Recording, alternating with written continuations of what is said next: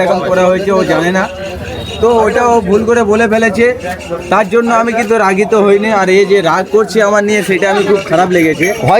হয়তো প্রথমবারে হয়তো রুটি ছিল, সে প্রথম ব্যাপারটা আলাদা, তাই তো? আচ্ছা, রুটি ছিল না, পরোটাই ছিল। আচ্ছা। কিন্তু এখানে রুটি চলছে, সেরকম ও বলে দিয়েছে যে অ্যাকচুয়ালি রুটি টাইপের তো।